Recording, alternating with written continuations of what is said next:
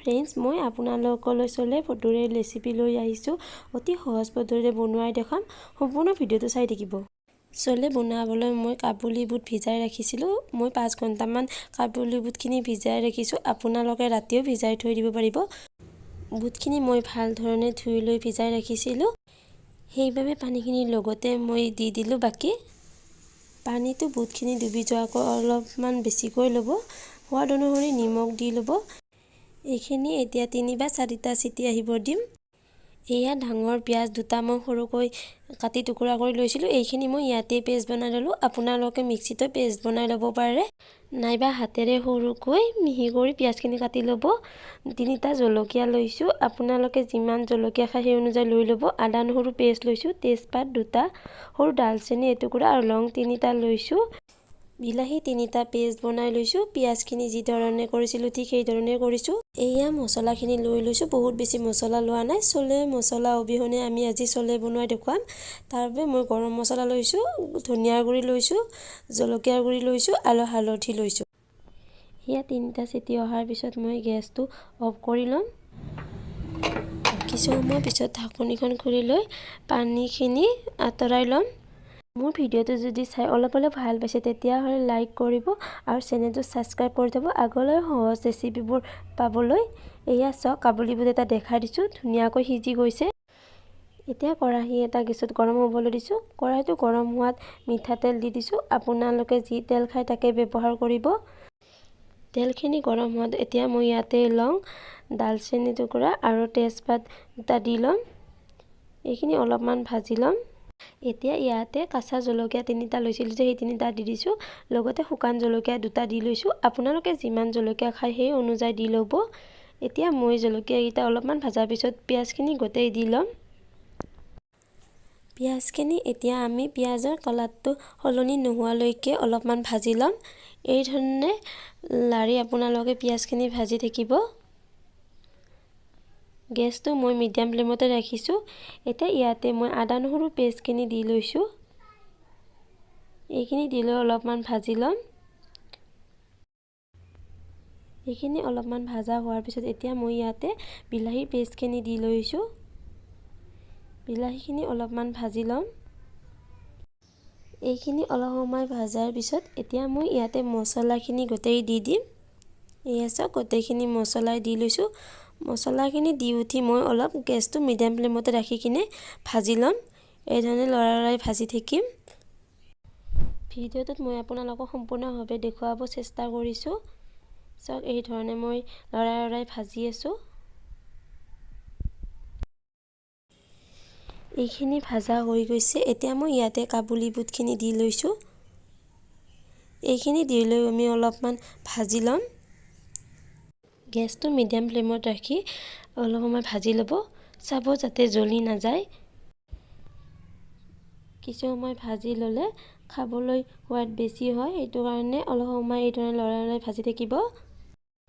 এতিয়া ইয়াতে সোৱাদ অনুযায়ী নিমখ দি দিছোঁ। আগতেও কাবুলী বুটত নিমখ দিছিলোঁ বইল কৰোঁতে, সেইটো বাবে বেছি নিমখ নিদিব। আপোনালোকে নিজৰ হিচাপত দি ল'ব। এতিয়া এইখিনি অলপমান ভাজি ল'ম। মই বহুত সহজ পদ্ধতিৰে বনোৱা দেখুৱাইছোঁ। এই ধৰণে আপোনালোকে বহুত সহজতে বনাই খাব পাৰিব। পাঞ্জাবী ষ্টাইল চলে বহুত সহজতে বনাব পাৰিব।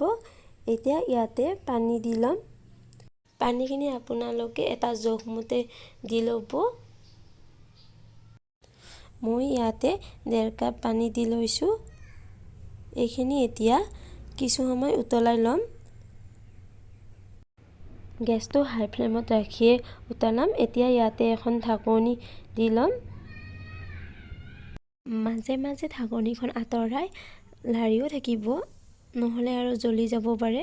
জ্বলিলে বেয়া গোন্ধ ওলাব, তেতিয়া খাই ভাল নালাগিব। এইটো কাৰণে মাজে মাজে ঢাকনিখন আঁতৰাই লাৰি থাকিব এই ধৰণে। এয়া চাওক, আঞ্জাখন গ্ৰেভি হৈ গৈছে। এতিয়া মই ইয়াৰে কিছুমান কাবুলী বুট ভাঙি ল'ম। আপোনালোকে ইচ্ছা নকৰিলে নাভাঙিবও পাৰে।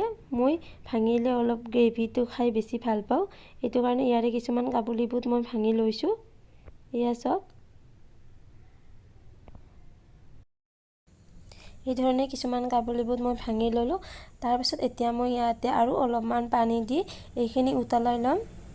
আৰু কিছু সময় উতলাৰ পিছত এইখিনি খাবলৈ বহুত বেছি সোৱাদ লাগিব। সেইটো কাৰণে অলপমান পানী লৈ আৰু উতলাই ল'ম। এয়া চাওক, আপোনালোকে এই ধৰণে দুবাৰ পানী দি উতলাই ল'ব, তেতিয়া খাবলৈ বহুত বেছি সোৱাদ হ'ব।